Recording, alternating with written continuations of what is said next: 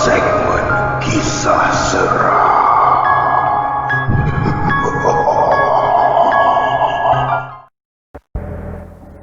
Apa khabar para pendengar cerita seram The Haunting Cruise dan PN?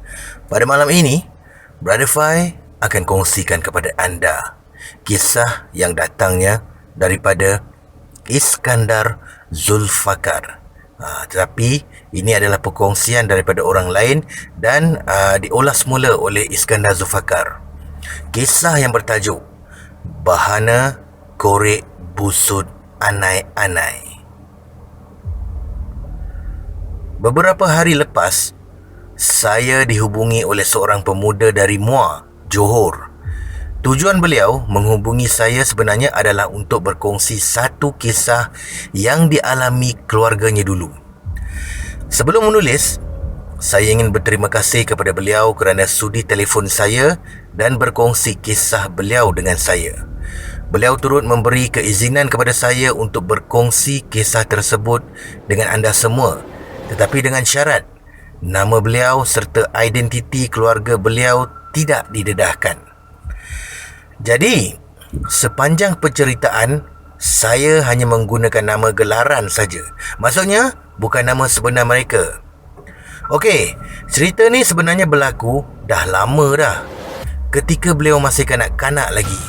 Namun, kisah tetap mekar dalam ingatan beliau buat selama-lamanya. Kisahnya begini. Adalah satu hari beberapa belas tahun yang lalu, beliau dengan adik beliau bermain dalam hutan belakang rumah mereka. Umur adik beliau adalah muda setahun saja daripada beliau. Okey, nak mudahkan cerita, saya gelarkan beliau dengan nama Akmal dan adiknya pula Kamil. Bukan nama sebenar ya. Ketika mereka berdua main dalam hutan belakang rumah tu, tiba-tiba Akmal ni terlihat satu busut anai-anai yang sangat besar. Padahal mereka hari-hari main dekat hutan tu, tapi malangnya tak pernah perasan pun sebelum ni. Hari tu barulah dia terperasan. Kamil pun bagi satu cadangan yang sangat tidak munasabah. Kamil mencadangkan supaya mereka gali busut tersebut untuk lihat apa ada dalam busut tu. Disebabkan ketika itu mereka masih naif, Akmal ni pun bersetujulah. Mereka berdua pun pulang ke rumah dan senyap-senyap ambil cangkul milik ayah mereka. Mereka pergi semula dalam hutan tersebut dan korek busut tu. Walaupun busut tu keras, namun mereka tetap hentam juga sampai boleh. Malangnya, mereka tak jumpa seekor pun anai-anai dalam tu. Mungkin itu busut lama yang telah ditinggalkan. Apa yang menariknya adalah mereka terjumpa sebilah keris yang bersaiz kecil saja. Panjang keris tu cuma sejengkal. Kelihatan keris diperbuat daripada tembaga. Keadaannya masih cantik walaupun dah lama tertanam dalam busut tersebut. Kamil mengambil keputusan untuk membawa pulang keris tu walaupun telah ditegah oleh Akmal. Akmal cakap, "Hey, tak boleh ambil sebab ayah dah pesan jangan ambil barang yang bukan kepunyaan kita." Kamil buat tak indah je. Dia masukkan keris kecil tu dalam poketnya lalu membawanya pulang. Di rumah, Kamil menyimpan keris tersebut dalam almari bajunya.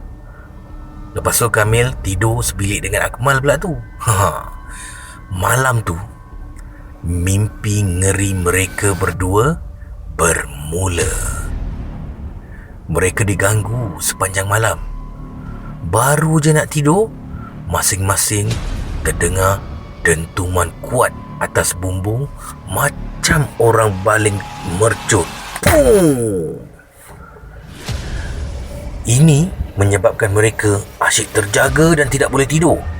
Bukan itu saja, sebaik saja nak pejam mata, mereka akan terlihat kelibat seperti muka beruk bermata merah menyala serta bergigi taring muncul betul-betul depan mata mereka. Apabila kedip je mata, makhluk tu pun hilang. Kira dia main macam cak-cak lah macam tu kan. Kedua-dua mereka menangis ketakutan. Akmal pun segera bangun dan memberitahu ibu dan ayah mereka. Ibu dan ayah mereka pun datang dan periksa bilik mereka, tapi tak jumpa apa-apa pun. Jadi ibu dan ayah mereka masuk tidur semula dan nasihatkan mereka supaya pejam mata dan jangan layanlah benda tu. Malangnya, ketika ini berlakulah kemuncak gangguan.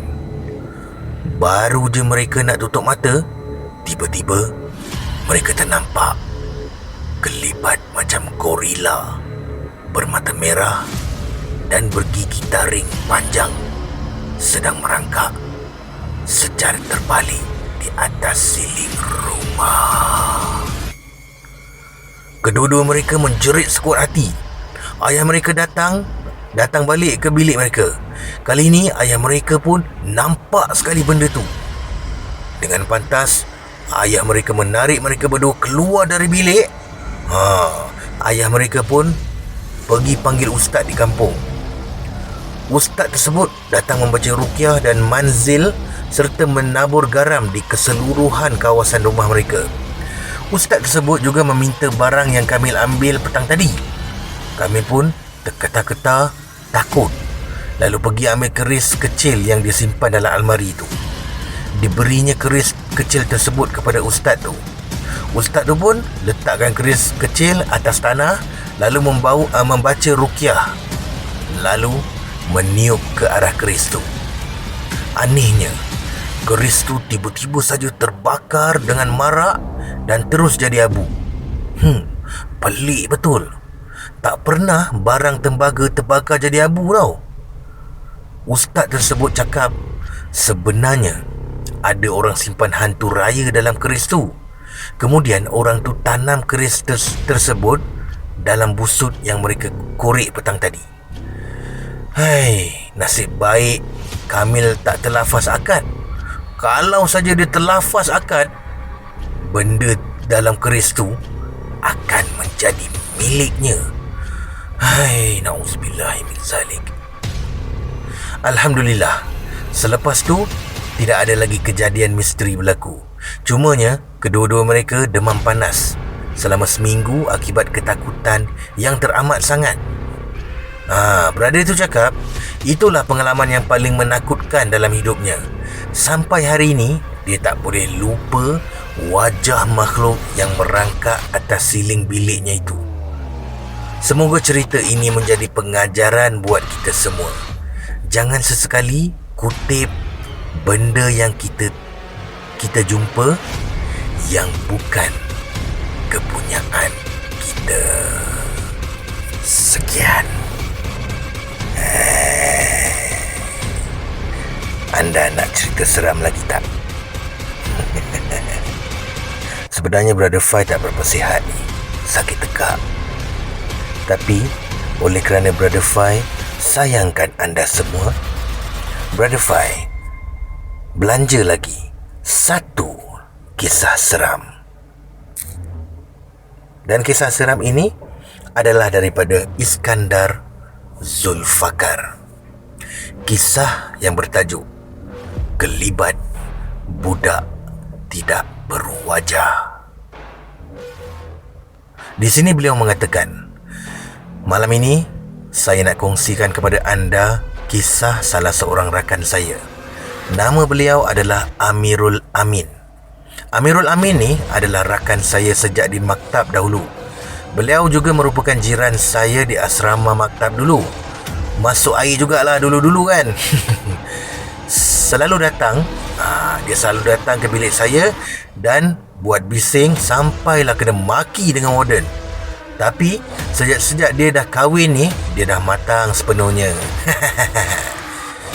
Beberapa hari lepas, saya ada post tentang cerita jiran saya satu ketika dulu di mana beliau nampak kelibat wanita tidak berwajah.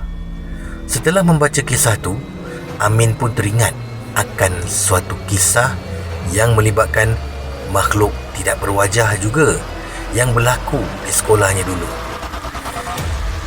Seperti biasa, Nama sekolah tersebut saya rahsiakan. Dan satu lagi, sekolah ni adalah sekolah menengah berasrama penuh. Jadi, anda boleh faham sendirilah kan? Dan menjadi satu kewajipan untuk setiap sekolah berasrama untuk memiliki kisah urban legendnya yang tersendiri.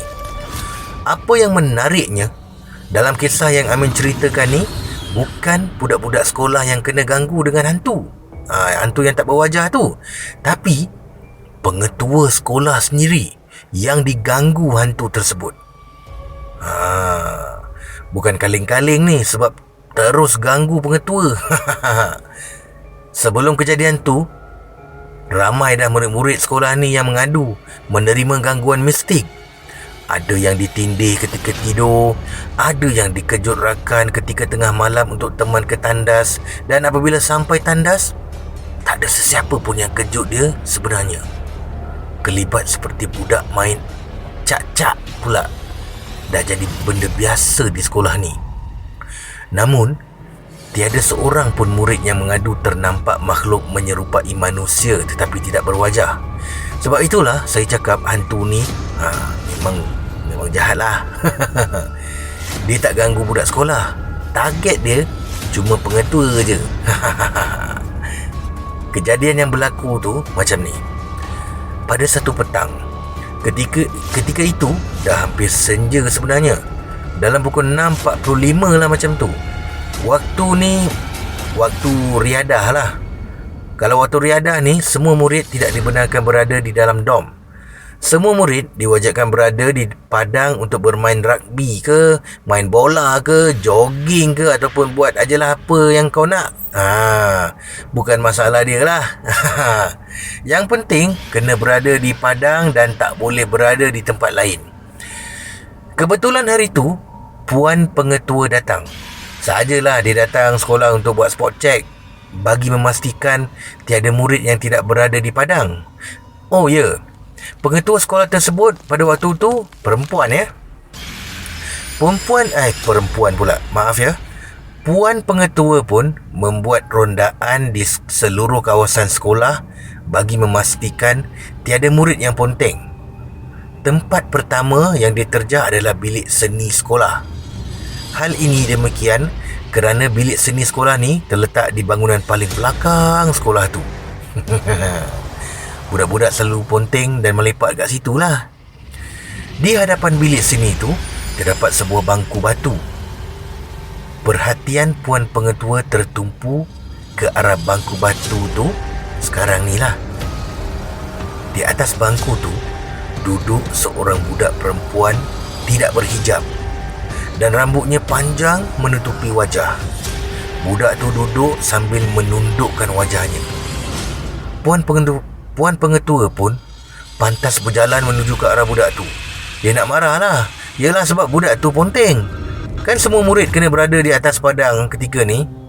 Macam mana pula budak seorang ni boleh duduk kat situ? Kenapa kamu duduk kat sini? Kamu kena berada di padang sekarang. Pergi sekarang. Arah Puan Pengetua. Budak tu buat tak layan aja. Puan Pengetua dah semakin marah dengan tindakan kurang ajar budak perempuan tu. Dia pantas, berletih dan menyentuh bahu budak perempuan tu. Sebaik saja menyedari bahunya disentuh, budak tu pun segera mengangkat wajahnya. Dia pun menoleh ke arah Puan Pengetua. Ketika itu barulah Puan Pengetua dapat lihat wajah budak itu yang sebenar. Sangkaan Puan Pengetua meleset sama sekali. Beliau sangka budak perempuan tu adalah salah seorang daripada pelajar sekolahnya. Tetapi bukan. Wajah budak tu kosong. Tidak ada mata, hidung serta mulut. Semuanya kosong. Puan Pengetua pun apa lagi, terus lari meninggalkan tempat tu. Selepas itu, Puan Pengetua pun terus demam panas buat beberapa hari akibat terperanjat besar dan terlalu takut. Murid-murid sekolah juga hidup dalam ketakutan selepas tu. Mereka bimbang kalau makhluk tidak berwajah tu menampakkan dirinya lagi. Anda semua ada tak pengalaman seram di sekolah dulu? Kalau ada, boleh isikan di ruangan komen di bawah.